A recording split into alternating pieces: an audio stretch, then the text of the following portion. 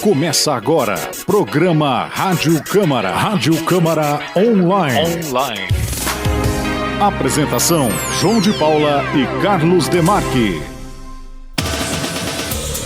Falta de água na Zona Leste. Em Sabatina, na Câmara, a agência reguladora admite falhas na comunicação com moradores. Audiência pública. Câmara recebe sugestões para o orçamento municipal de 2020. Hoje é terça-feira, 22 de outubro de 2019. O Rádio Câmara Online está no ar. Olá, Carlos, muito boa tarde. Olá, João, boa tarde. E boa tarde também a todos que nos acompanham. Ontem à noite, por aproximadamente 2 horas, durante a 33ª sessão ordinária do ano, o comissário-geral da Agência Reguladora DAIA, Márcio Saito, foi sabatinado pelos vereadores de Araçatuba a respeito de problemas com desabastecimento de água ocorrido em bairros de Araçatuba no início deste mês.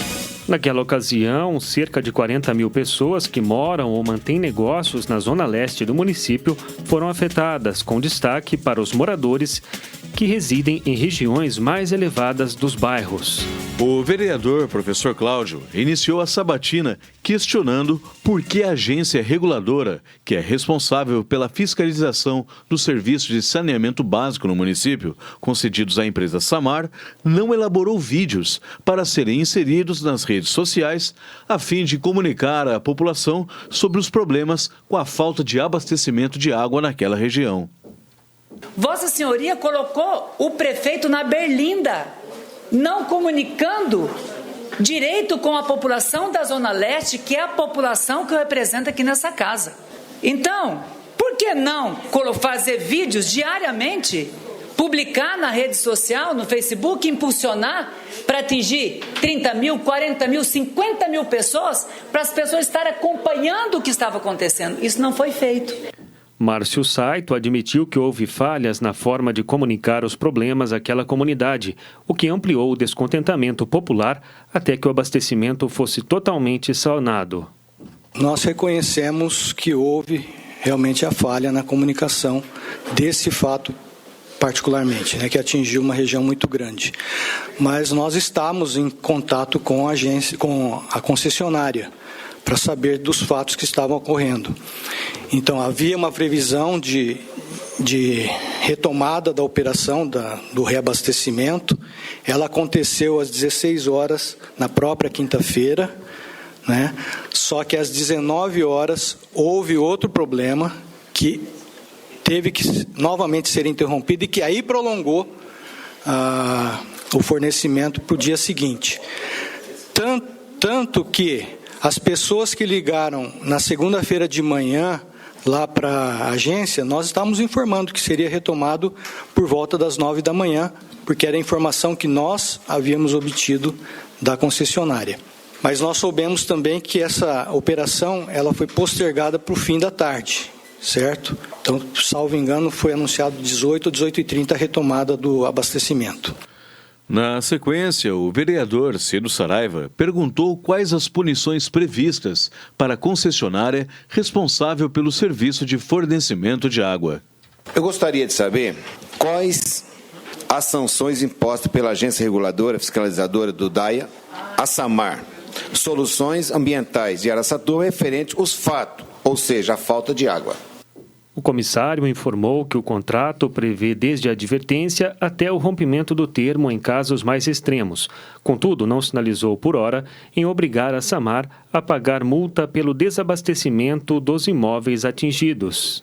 A sanção prevista no artigo 35 do contrato, ela começa da advertência, passa por multas e chega ao extremo. O extremo é a caducidade, Você interrompe o contrato, certo?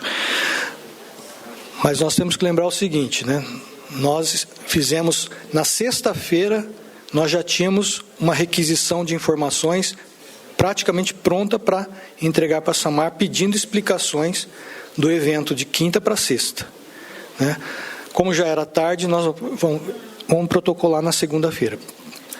Aí, durante o final de semana, aconteceram outros fatos. E nós, então, na segunda-feira de manhã, fizemos mais alguns questionamentos e entregamos para ela. o consultor, nós pedimos até para que o doutor Aloysio, que está presente, pudesse vir para poder ver aspectos técnicos, né, por que ocorreu o fato, certo?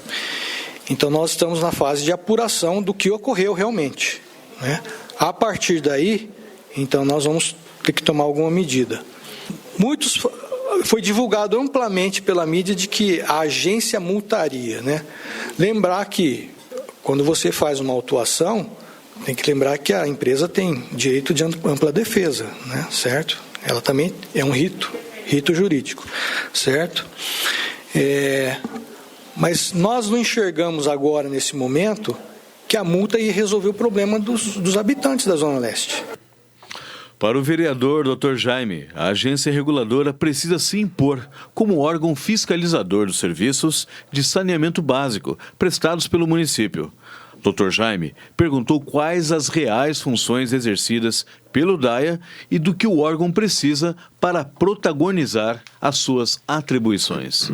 O que a gente quer questionar, primeiro, qual a principal atribuição da agência reguladora? Por quais razões foi criada? E, na sequência, questionar a ausência de protagonismo. O que é que vocês precisam para protagonizar?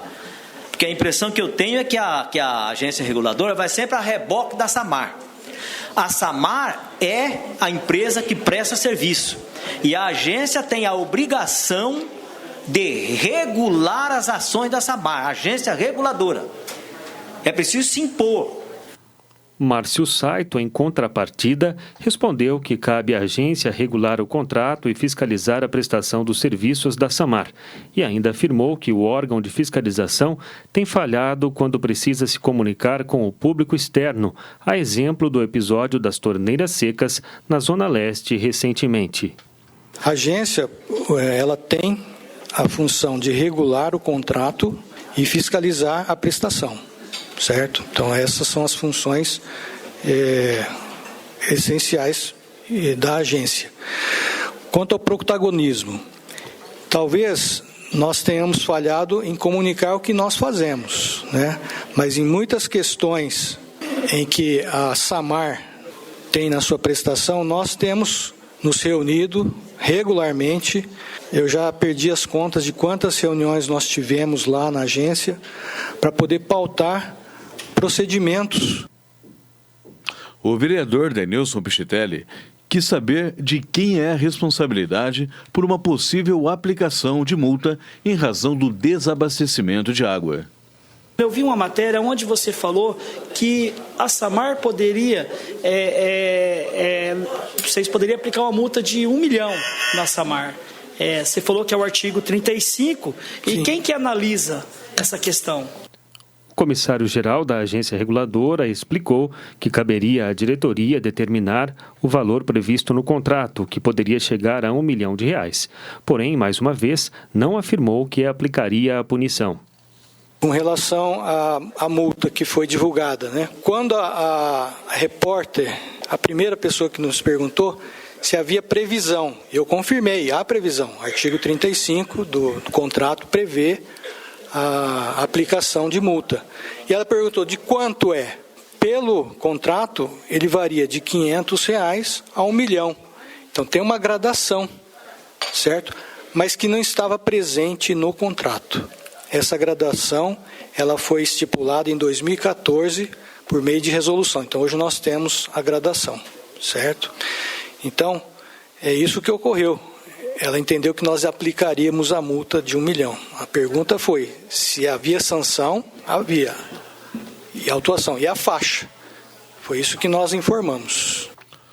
O vereador Arlindo Araújo, autor do requerimento de convocação do comissário da agência DAIA, definiu como lambança a falha na comunicação entre o órgão fiscalizador e a concessionária para manter a população informada sobre o desabastecimento e os serviços em execução para normalizar o fornecimento da água para a população. Para o parlamentar, o prefeito Dilador Borges erra ao não nomear pessoas técnicas para compor a direção do órgão fiscalizador, e a concessionária deveria ser multada. Com a inexistência de um servidor concursado no quadro da agência para assessorar tecnicamente o órgão, Arlindo Araújo perguntou onde estava o profissional contratado pelo DAIA durante a crise no abastecimento na Zona Leste. Até agora, a agência reguladora não sabe o que aconteceu. Disse na imprensa, o DAIA não tem técnico engenheiro que entenda de saneamento. E hoje disse aqui que existe um consultor. Então, onde é que estava esse consultor no dia que estava acontecendo esses desastres? Porque não foi um dia, foram 4 dias. A população foi feita de besta, 50 mil pessoas sem água, escolas, comércio.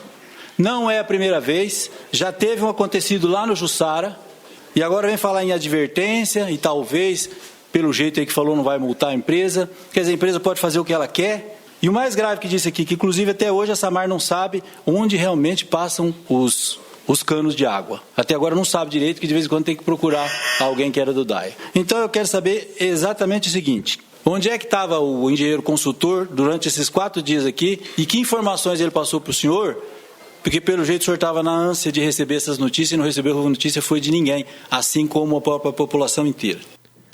Na segunda rodada de perguntas, Saito reiterou a existência de falhas de comunicação entre a agência e concessionária e demora em relatar os problemas ao chefe do executivo, o que teria causado irritação no prefeito. Nós temos cumprido a função de fiscalização, talvez não com a eficiência que deveríamos, mas nós temos cumprido, nós temos visitado todas as localidades onde estão sendo feitos os investimentos. Nós que temos ido até o gabinete do prefeito, quando nos nomeou, ele queria o cumprimento do plano de saneamento, que estava sendo revisado, certo? Ele também nos cobrou, foi bem incisivo, quando nós relatamos para ele o que aconteceu nos dias 3, 4, no dia 5, sábado, né, nós passamos um relato do que havia acontecido, mas ele já estava muito chateado conosco, porque nós realmente demoramos para relatar. O vereador Gilberto Batata Mantovani quis saber se, com base no Código de Defesa do Consumidor, o CDC, os clientes da concessionária poderiam pleitear desconto no pagamento da conta, em razão dos dias que ficaram sem água para consumo. Por que não usar o CDC para compensar esses consumidores que foram prejudicados? Você disse, aquele que foi prejudicado são 40 mil. Não foi prejudicado. Ficou sem água 4 dias, quase 5. Então tem que haver uma compensação. Saito esclareceu que os dias em que os contribuintes ficaram sem água não serão computados para pagamento. O período em que eles foram desabastecidos realmente não foi tarifado. Isso é fato. Aqueles que tiveram prejuízo e conseguem comprovar, eles serão ressarcidos, né? Agora, é uma questão que nós podemos nos debruçar, né? E analisar se existe uma forma ou compensatória, né? Isso, ou compensatória ou bonificar, de uma das duas formas, né? Sobre o mesmo tema, a vereadora Tiesa também fez o questionamento dela ao comissário-geral da agência fiscalizadora. É certeza que os 40 mil que ficaram desabastecidos por quase 5 dias terão a conta que eles pagam todo mês com 1/6 a menos no valor? Essa é uma pergunta. Automaticamente, a gente pode ter isso como uma garantia. Eles não vão, a conta deles vai ter a diferença? Essa é uma pergunta. E a segunda é, dos motivos da interrupção do abastecimento, o que é mais frequente? E é o que é mais frequente que deixou essa turma do Água Branca, se não me engano, há pouco tempo, lá da Zona Sul e agora da Zona Leste, em decorrência da maior incidência do motivo do desabastecimento? Ouça o que Márcio Saito respondeu. Nem todos ficaram os 4 dias, né? O desabastecimento atingiu os moradores das regiões mais altas. Esses ficaram por um período maior, de 3 a 4 dias mesmo, né? Então, eles experimentarão uma redução de 1/7, que é de 4 dias, né? Um sétimo, mais ou menos. Então não foi tarifado. Não passou água, não foi tarifado. A segunda questão é sobre a incidência, né? O primeiro episódio não foi por conta da setorização, foi por conta da bomba que queimou. Então não tem nada a ver com a setorização. Este segundo episódio foi um vazamento que eles detectaram na saída da ETA e aproveitaram para fazer uma manobra da setorização, né? Que foi executada. Ela foi executada, né? Mas que acabou apresentando problema algumas horas depois. Rádio Câmara Online.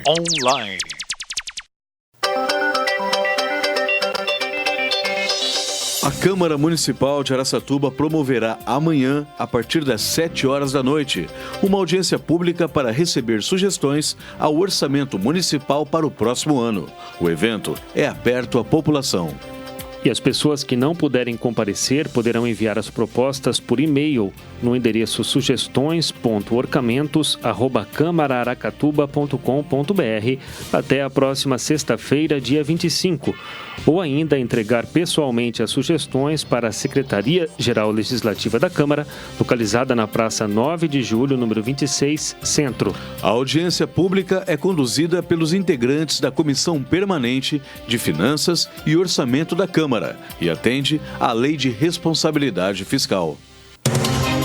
Ponto final na edição desta terça-feira do Rádio Câmara Online. A apresentação foi de João de Paula e Carlos Demarque. E os trabalhos técnicos de Márcio Paiola. O Rádio Câmara é uma produção da Assessoria de Comunicação e Imprensa da Câmara Municipal de Araçatuba. Obrigado a todos que nos acompanham, uma boa tarde e até amanhã. Até amanhã com mais uma edição do Rádio Câmara Online.